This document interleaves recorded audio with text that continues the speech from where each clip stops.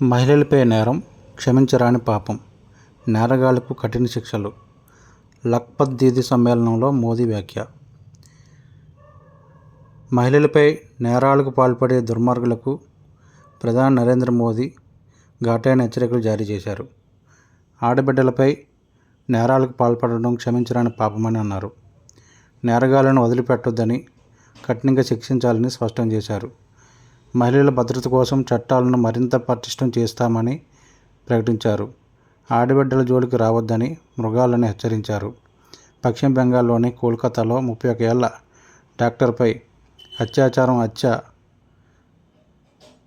అలాగే మహారాష్ట్రలోని బద్లాపూర్లో 2 బాలికలపై లైంగిక వేధింపుల నేపథ్యంలో మోదీ తీవ్రంగా స్పందించారు.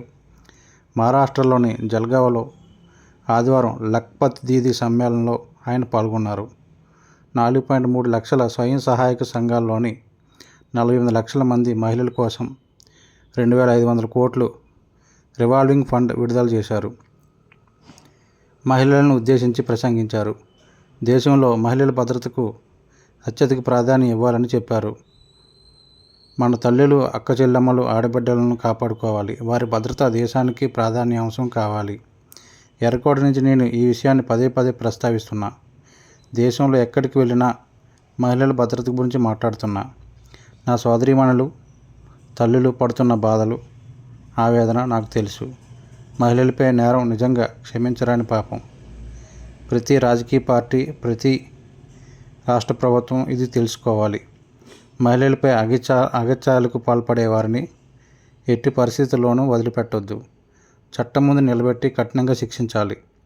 మహిళలపై అత్యాచారాలు, హత్యకు పాల్పడే దుర్మార్గులకు సాయం అందించే వారిని సైతం విడిచిపెట్టొద్దు అని, అది ఆసుపత్రి కానీ, పాఠశాల కానీ, ప్రభుత్వ ఆఫీసు కానీ, పోలీస్ స్టేషన్ కానీ ఎక్కడైనా సరే మహిళల భద్రత పట్ల నిర్లక్ష్యం జరిగితే అందుకు అందరూ బాధ్యత వహించాల్సిందే.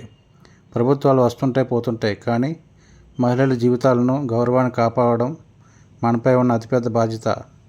అది సమాజం, ప్రభుత్వాల బాధ్యత.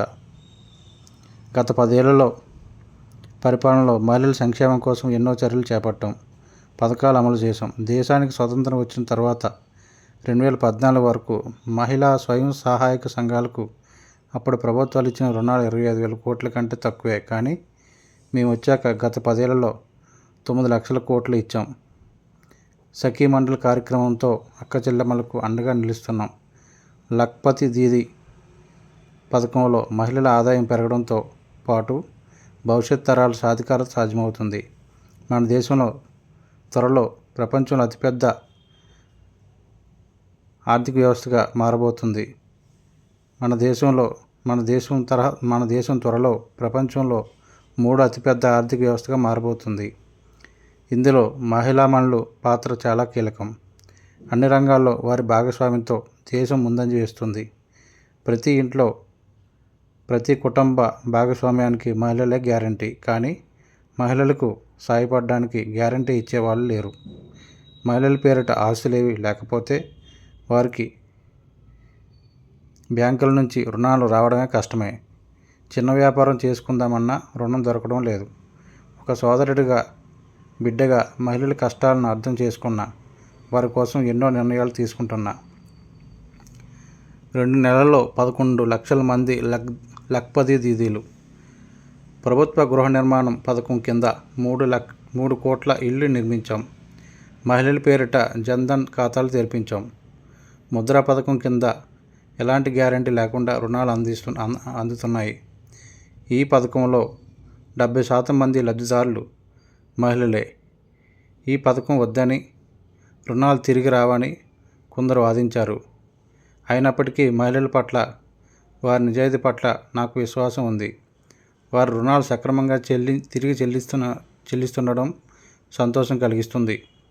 ముద్రా రుణాల పరిమితిని 20 లక్షల వరకు పెంచాం. 3 కోట్ల మంది అక్క చెల్లెమ్మలను లక్షాధికారులను చేస్తానని ఎన్నికల సమయంలో మాటిచ్చా. మహిళా స్వయం సహాయక సంఘాల్లో సభ్యులుగా చేరి సంవత్సరానికి 1 లక్షకు పైగా సంపాదిస్తున్న వారంతా లక్షాధికారులు అయినట్లే. గత 10 ఏళ్లలో 1 కోటి మంది లఖ్పత్ దీదీలను తయారు చేశాం. కేవలం 2 నెలల్లో కొత్తగా 11 లక్షల మంది లఖపతి దీదీలు అయ్యారు. వీరిలో 1,00,000 మంది మహారాష్ట్ర మహిళలే ఉన్నారు. అభివృద్ధి చెందుతున్న దేశానికి మహారాష్ట్ర ఒక షైనింగ్ స్టార్ అని మోదీ కొనియాడారు.